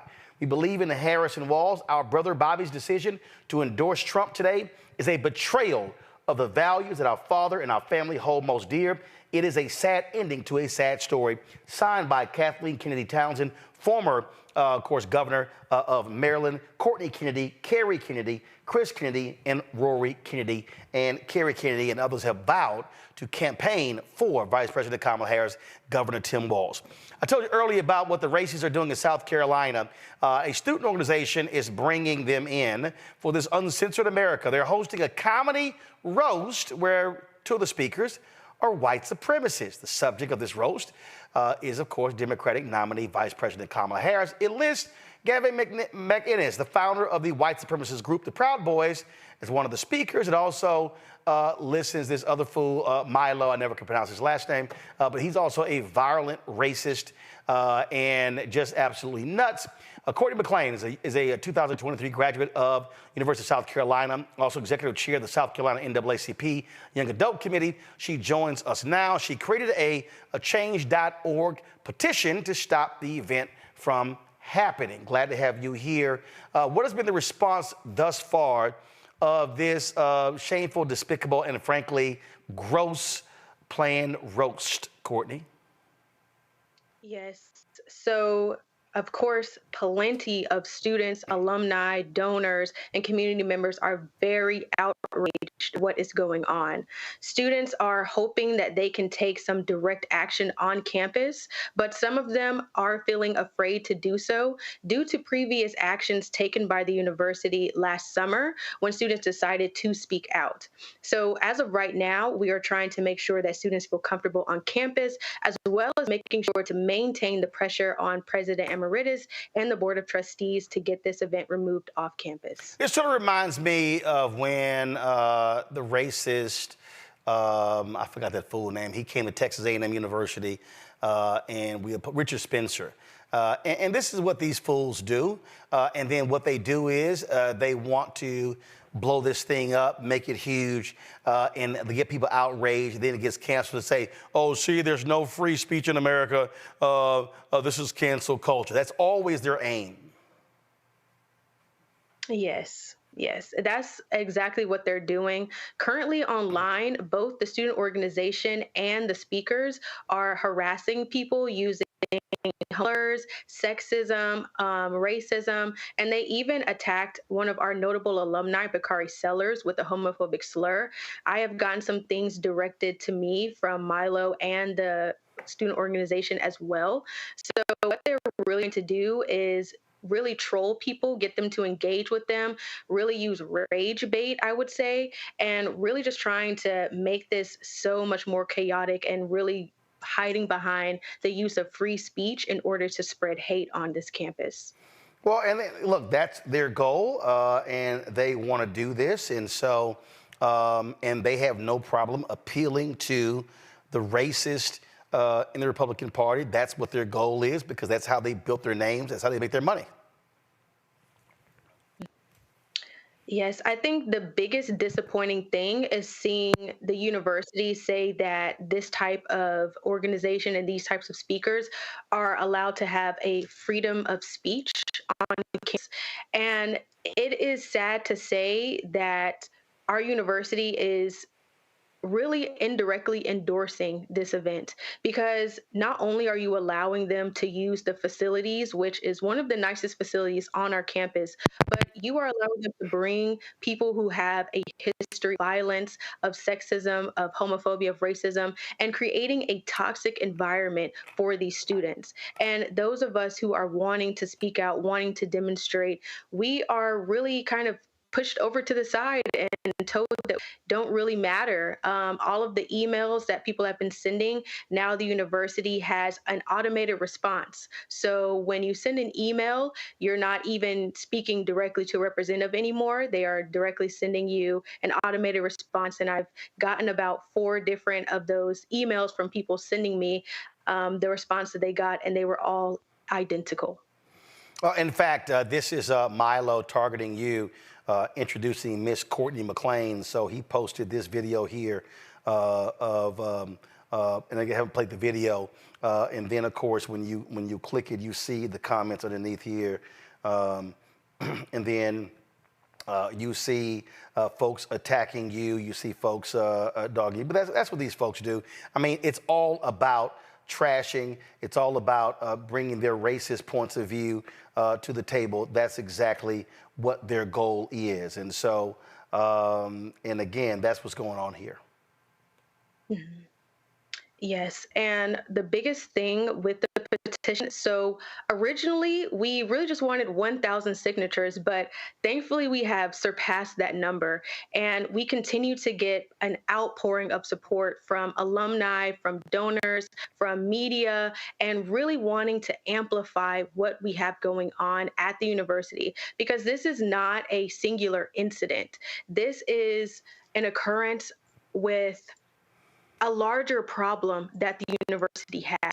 And as a student activist, I have been able to see a plethora of social movements occurring on campus, and the majority of them are all surrounded by just wanting to have a positive representation for minorities, a positive environment for us. And the university, every single time, either puts out some type of statement about diversity or say that the person coming to campus, that it is free speech and they can't do anything about it. So oftentimes our movements, like when we had the Black Student Matter movement, they came to the protests and they listened, and then nothing else changed after that. And when I was in student senate as a student senator, there was actually some senators who engaged in racist and homophobic rhetoric. And when we tried to dispel them from Senate, the university said that that was their free speech to say these degradation and all these negative things about senators and student leaders that were part of the body. So this is not anything new. And we also cannot forget that they also allowed Governor McMaster to bring Donald Trump during the largest game of the season onto into the field without consulting students, without consulting alumni, without consulting donors. And a lot of people were caught off guard by this because he is a very divisive character. So this university and the shenanigans that I would like to call them now, this is not new at all. Questions for the panel. Derek, you first. I appreciate the effort that you're doing, and I salute you. But if you can't stop this event, what's next?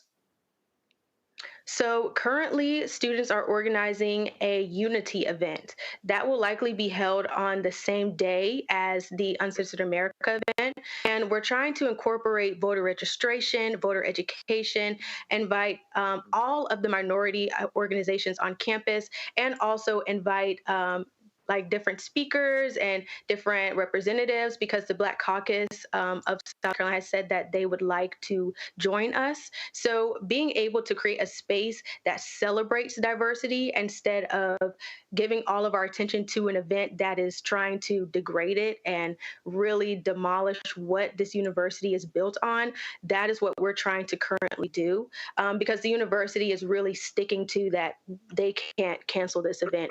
So we're going to counter that event.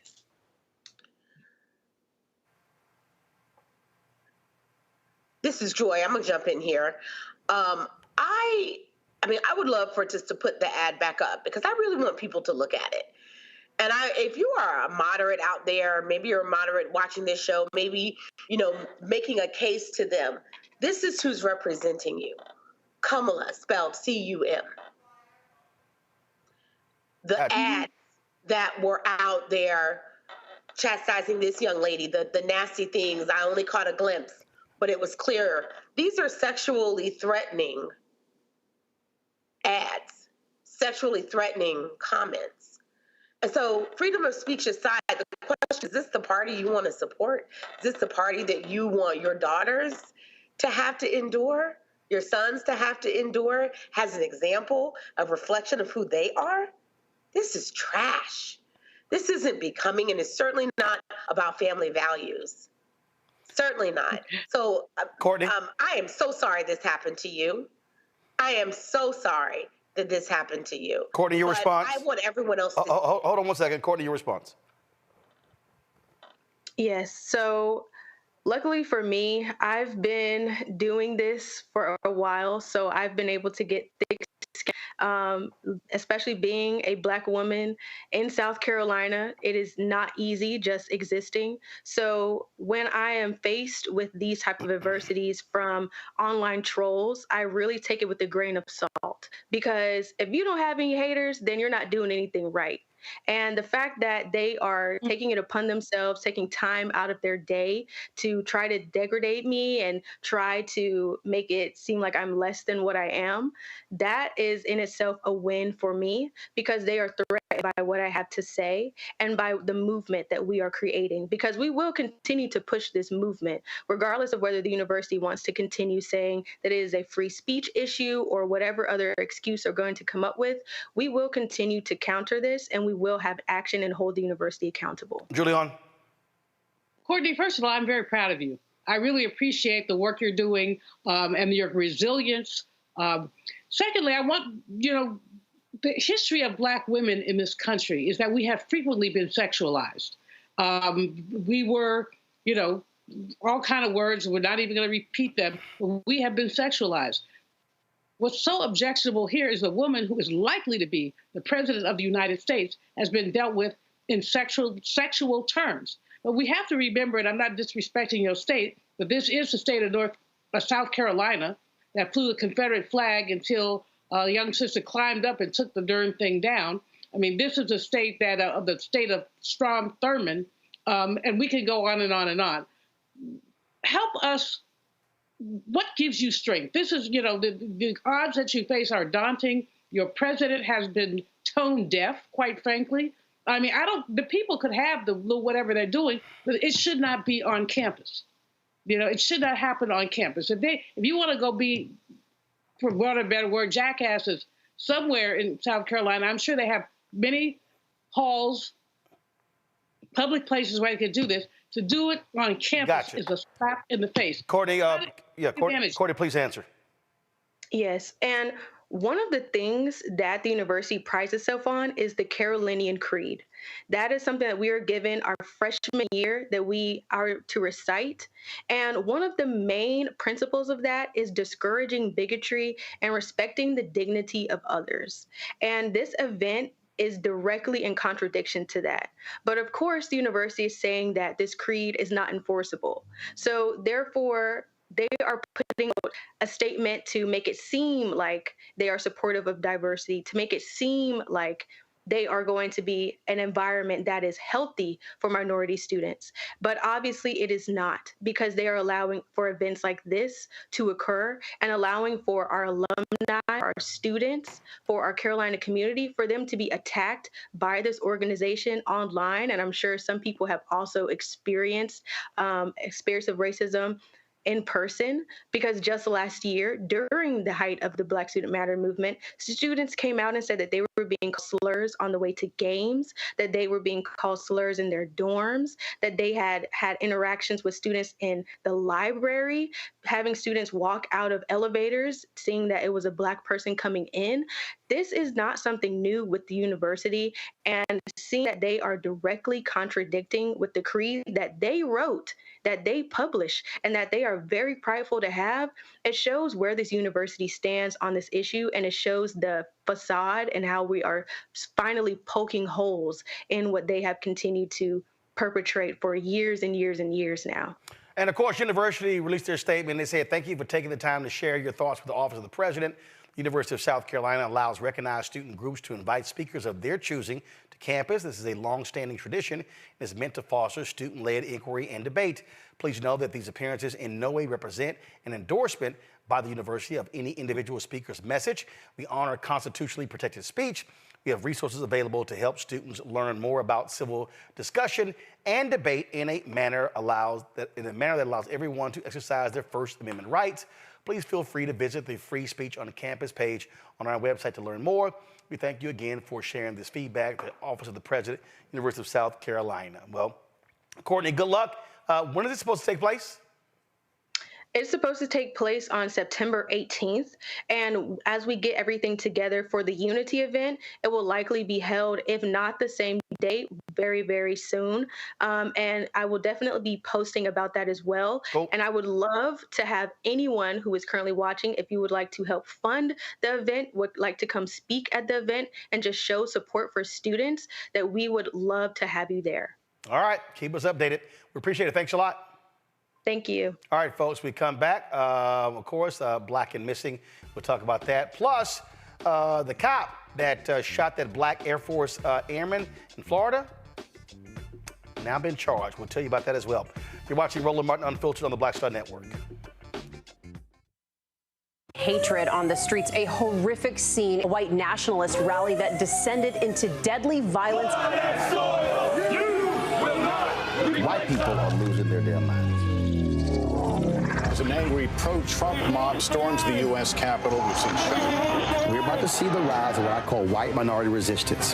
We have seen white folks in this country who simply cannot tolerate black folks voting. I think what we're seeing is the inevitable result of violent denial. This is part of American history. Every time that people of color have made progress, whether real or symbolic, there has been what Carol Anderson at Emory University calls white rage as a backlash. This is the rise of the Proud Boys and the Boogaloo Boys. America, there's going to be more of this. Here's all the Proud Boys, Dave. This country is getting increasingly racist in its behaviors and its attitudes because of the fear of white people. The fear that they're taking our jobs, they're taking our resources, they're taking our women. This is white fear.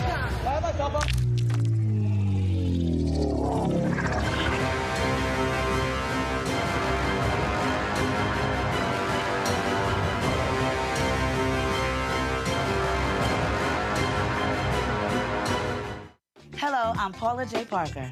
Trudy Proud on the Proud Family. I am Tommy Davidson. I play Oscar on Proud Family, Louder and Proud. Hi, I'm Jo Marie Payton, voice of Sugar Mama on Disney's Louder and Prouder, Disney Plus. And I'm with Roland Martin on Unfiltered.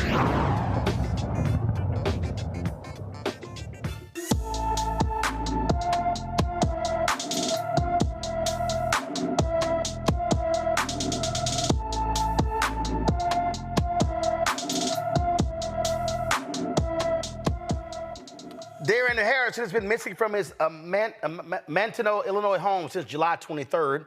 The 15-year-old is 5 feet 8 inches tall, weighs 244 pounds, with black hair and brown eyes. Anyone with information about Darian Harrison should call the Kankakee County, Illinois Sheriff's Office at 815-933-3311, 815-933-3341. The former Florida deputy who killed a black U.S. Air Force senior airman is facing charges related to the incident. Eddie Duran is charged with 1 count of manslaughter with a firearm for the May 3rd shooting of Roger Fordson, who was killed in his own home. The 23-year-old serviceman was in his home in Fort Walton Beach, Florida, when Duran responded to the apartment for a call reporting a domestic disturbance. However, Fordson was alone in the apartment. Body camera footage released by the sheriff's office shows Fordson holding a gun in his right hand with his arm extended downward and the muzzle pointing at the floor as he opens the door. The video also shows Fordson had his left hand up, palm showing, gesturing towards the deputy when he opened the door. Duran shot Fordson within seconds of the door opening. He's facing a maximum sentence of 30 years. Your thoughts, Julian? Hey, overtime. This is ridiculous. This young brother was minding his business, talking to his girlfriend on or whatever. I don't know where the disturbance thing came from, but this deputy should have had enough sense with the gun pointed downward to order the man to drop the gun and do something else. Yet another case of just breathing while black. And this example here, Joe, again, the cop shows up. He immediately opens fire. He doesn't, I mean, you look at the video, we played it before, doesn't even order him to drop it. He immediately starts shooting. That's right. I mean, this is also a juxtaposition. We're having Kamala Harris at this pinnacle of her career, and then we're still seeing us be gunned down in our communities by people that we pay their salaries through our tax dollars. We have so much work to do in this country, so much work to do. So I'm so glad, Roland, that you're continuing to highlight it. But this just shows to you we have come a long way, but we are not there yet. And everyone has to go and vote so we can see a change in some of the police policies that we have on the ground. Derek? This is what justice looks like, Roland. And although this police officer was just recently charged, he only represents the 2% that's typically charged in matters such as this. Well, not fully justice, only charged. Justice is him getting convicted and then sentenced to prison. All right, folks, a second former Tennessee police officer pleads guilty for his role in the 2023 beating death of black motorist Tyree Nichols in Memphis. Emmett Martin is facing up to 40 years after pleading guilty to federal civil rights violations of Nichols. Martin entered his change of plea before U.S. District Judge Mark Norris in Memphis under an agreement with prosecutors. He pleaded guilty to excessive force and witness tampering charges. His sentencing is set for December 5th. 3 former officers still face trial in federal court next month, and 2 former colleagues could testify against them.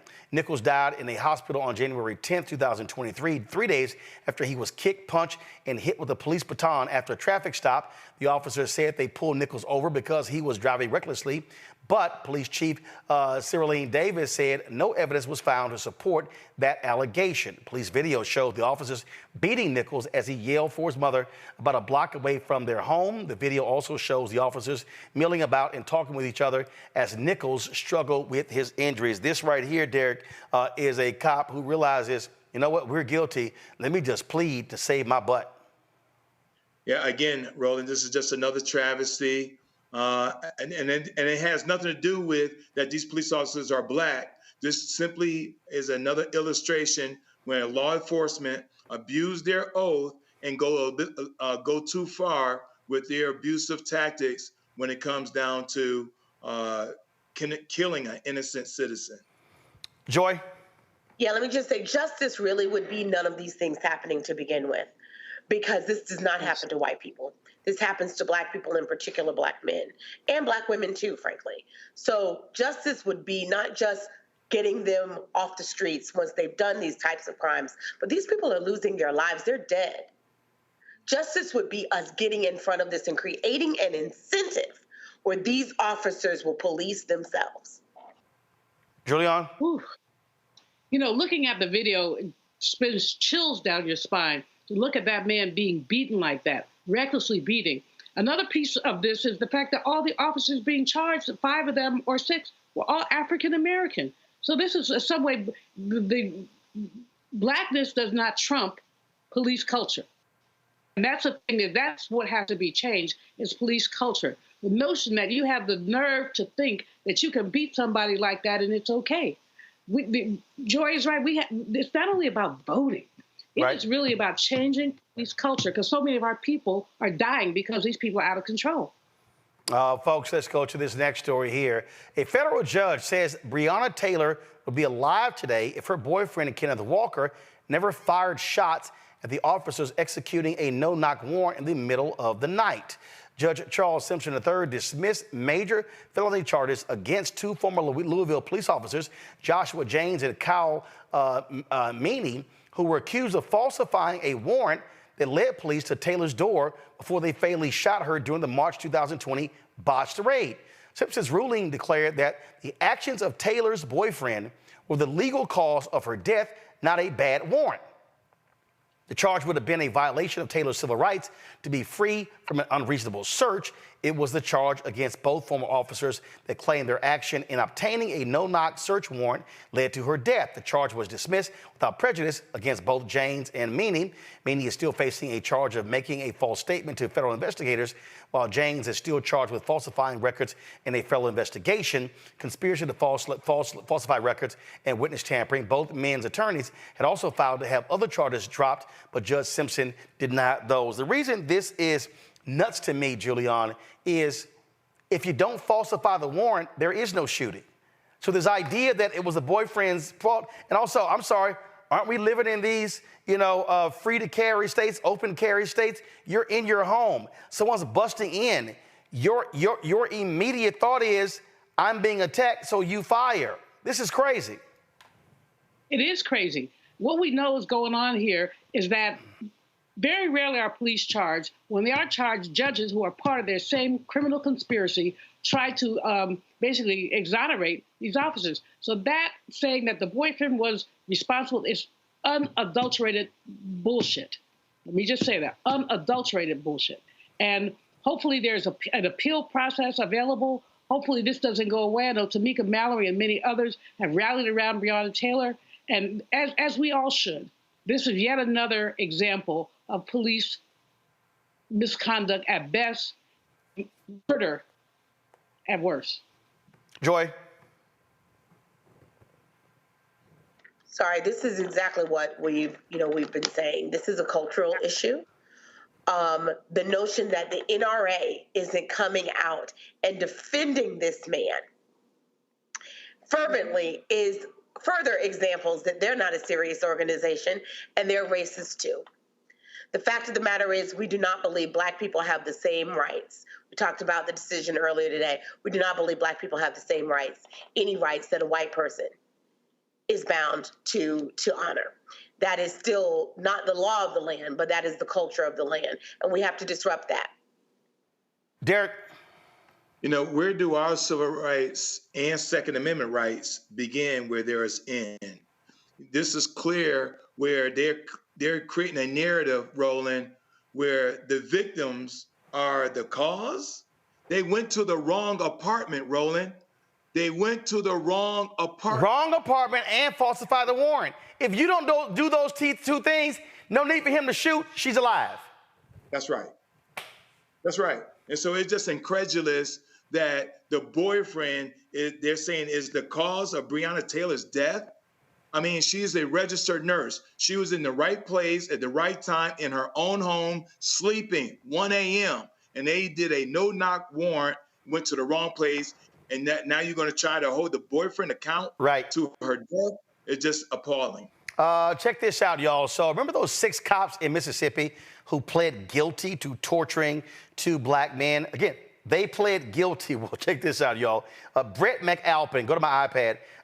He's one of those 6 white cops. Of course, he now is appealing his sentence. Now, the officers got sentences ranging from 10 to 40 years. He got hit with 27 years, the second longest sentence. Check this out. His attorneys call it unreasonable because they say he waited in the truck of the other officers carrying out the torture. So that's just unfair. Well, I'm sorry. What happens in these cases, Derek, is when you plead guilty, it's kind of up to the judge. So this whole deal of trying to appeal your sentence, sorry, dude, you were there. You could have stopped it. You didn't. And he is an accessory to the crime, Roland. I mean, I don't get it. I don't get it. It has nothing to do with if you were inside the building, outside the building, in the car. I mean, he was part of this situation. And so there's a level of accountability and responsibility that should be placed. And he said he was guilty. So to your point, he's guilty. Check this out, Julian. U.S. District Judge Tom Lee called the former officer's actions egregious and despicable and gave sentences near the top of federal guidelines to 5 of the 6 men who attacked Jenkins and Parker. Quote, the depravity of the crimes committed by these defendants cannot be overstated, Merrick Garland said after federal sentencing the 6 former officers. I mean, here's the whole deal. When you plead guilty, it's no longer in your hands. Exactly. No, you know, these guys, they're bad actors, and we know that. 27 years is a small price to pay for what they did to those black men, a small price to pay. He need to get on his knees every morning and say, Lord, thank you for not giving me 40 years. That's what needs to be happening. What we see is a systematic devaluation of black lives. So when people talk about why do you say black lives matter? Because that shows you that for some people, black lives do not matter. Check this out. Go back to my iPad. Cooperstein is asking, this is the attorney for McAlpin, is asking the appeals court to toss out his sentence and order a district judge to set a shorter one. He wrote, quote, the collective weight of all the bad deeds of the night piled up in the memory and impressions of the court and the public so that Brett McAlpin's sentence last bore the brunt of all that others had done. Now, he apologized before he was sentenced, but he never looked at the victims as he spoke. He said this was all wrong, very wrong. It's not how people should treat each other. And even more so, it's not how law enforcement should treat people. I'm really sorry for being a part of something that made law enforcement look so bad. Now, here's what's crazy. Federal prosecutors said McAlpin was one who molded these individuals. He was not a part of the goon squad, but he said that he acted sort of as a mafia don as he instructed officers throughout the evening. Other deputies tried to impress McAlpin, and one of the other officers said his client saw McAlpin as a father figure. Guess what, player? You got to accept the blame because you were right there, and they were doing it for you. Correct. Many a person is in jail because they were a part of a conspiracy, a part of a crime that was happening, and someone else pulled the trigger, but they were there. And they get caught up and get the same sentence, maybe even a worse sentence. This is how it works. So if it's a problem for him, it has to be a problem for every black kid out there, every of any race person out there who's gotten caught up in the same system that says if you're there and you're a part of the crime, you're guilty for all parts of the crime. Absolutely. This is how it works. What's good for the goose is good for the gander. I'm sick of this guy. Well, speaking of somebody I'm sick of, I'm gonna deal with them.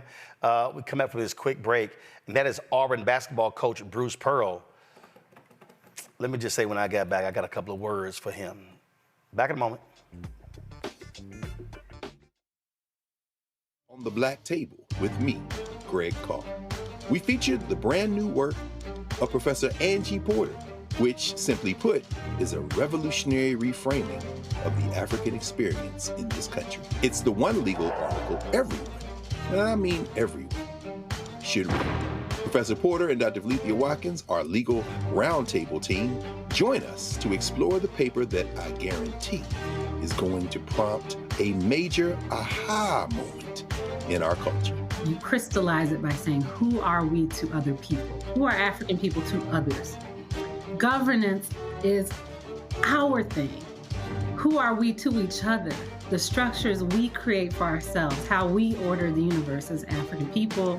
That's next on the Black Table, here on the Black Star Network.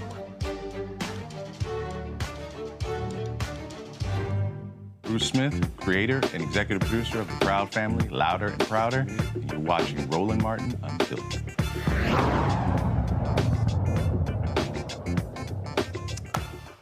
The coaching profession has always had conservatives, Republicans. You think about Lou Holtz.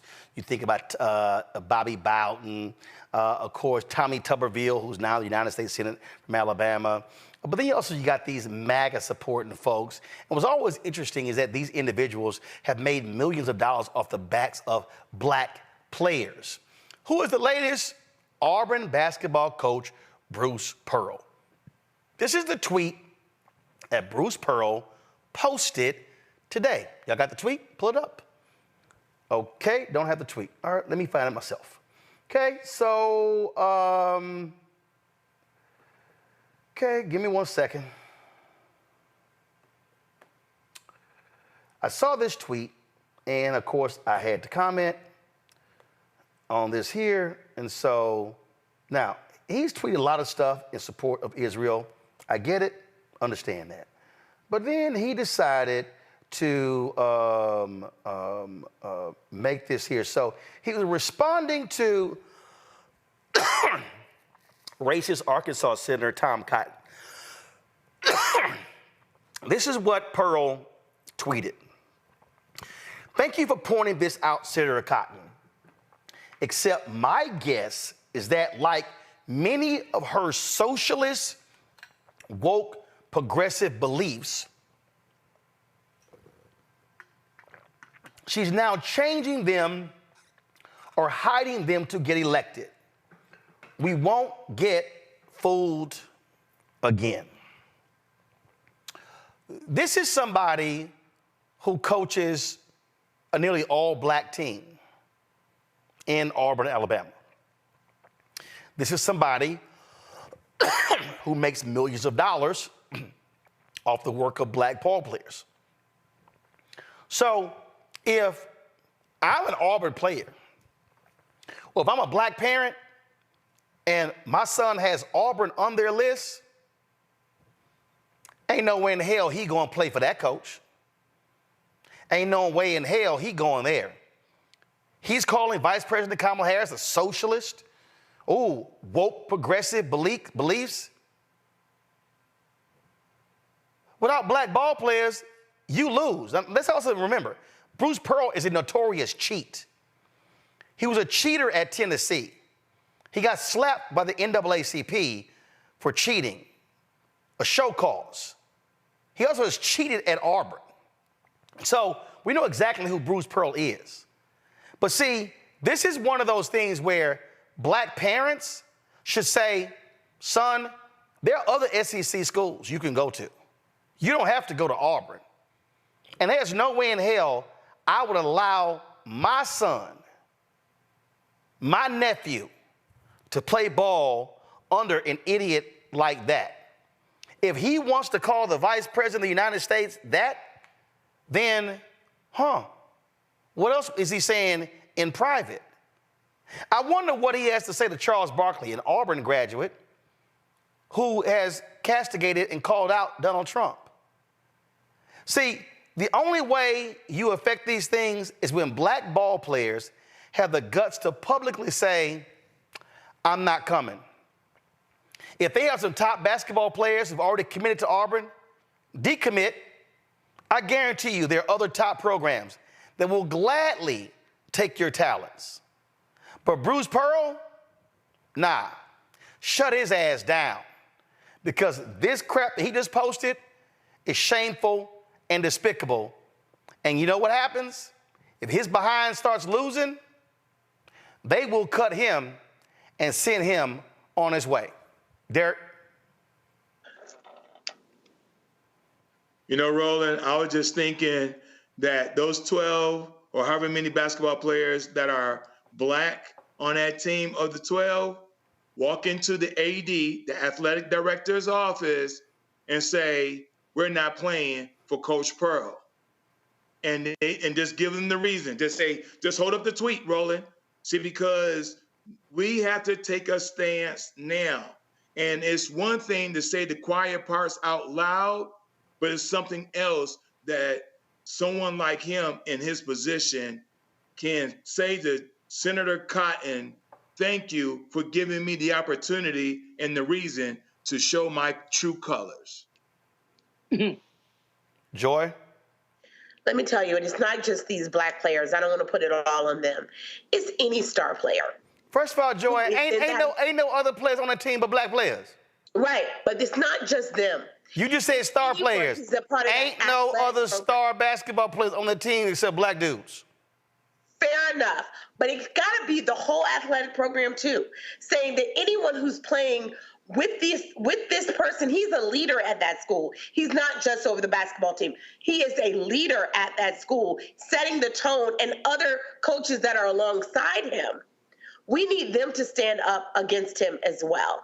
We need everyone to say, he's not for us, not because he doesn't support Kamala Harris. Nobody cares about that. It's because of the way he's speaking, the way he's talking. And if that's what he'll do in public, God knows what he's saying in private. There can be no space for this type of person in the leadership of your operation. Julian? I absolutely agree with Joy. I mean, it's despicable. And you're right, Roland, the players need to walk off. Obviously, actions have consequences, but some of them have to have more conscious than dealing with the consequences.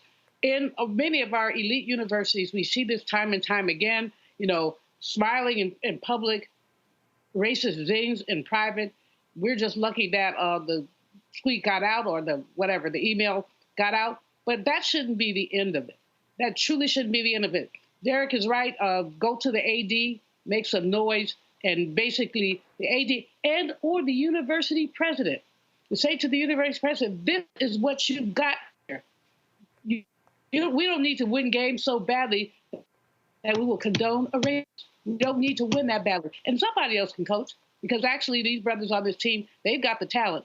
I won't say coaches are a dime a dozen, because most of them make a couple mil, but they can be replaced. Well, he makes more than a couple $1 million. But I'm just going to tell you right now, bottom line, if I'm a parent and my son is there, we have a serious conversation with the coach. And again, if he's recruiting my child, I'm gonna sit there and say, player, you can stop calling and texting. Ain't nowhere in hell we going to Auburn. It ain't gonna happen. All right. Joy, Julian, and Derek, I appreciate y'all being on today's panel. Thank you so very much. Hey, folks, don't forget, we need your support for the work that we do. Lots of things that are coming up. We're going to be on the road, traveling the country. We were just in Chicago last week. I initially estimated $25,000. It actually cost us $55,000 for all of our coverage, for all of the expenses, airfare, hotel, staffing, food, all that sort of stuff we did. And so, again, your dollars are crucially important. The goal, we're about $350,000 down from our goal. The goal, of course, is to get 20,000 of our fans contributing on average $50 each, which raises $1 million. And that's $4.19 a month, 13 cents a day. And so whatever dollar amount you can give, we appreciate every single amount. You can send your check and money order. P.O. Box 57196, Washington, D.C., 20037-0196. Cash App, $RM Unfiltered. PayPal, R Martin Unfiltered. Venmo is RM Unfiltered. Zelle, Roland at RolandSMartin.com, Roland at RolandMartinUnfiltered.com. Download the Black Star Network app, Apple phone, Android phone, Apple TV, Android TV, Roku, Amazon Fire TV, Xbox One, Samsung Smart TV.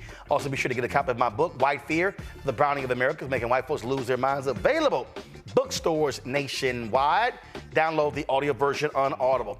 Also, folks, on Saturday, I had a live stream with Jermaine Dupree. We talked about a controversial video that he had posted.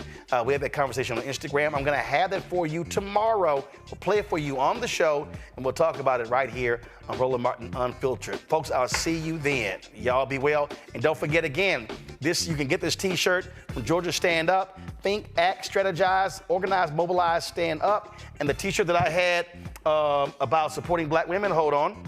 Let me get that. Let me show that to you. Because they sent me the shirt. Let me move this chair back.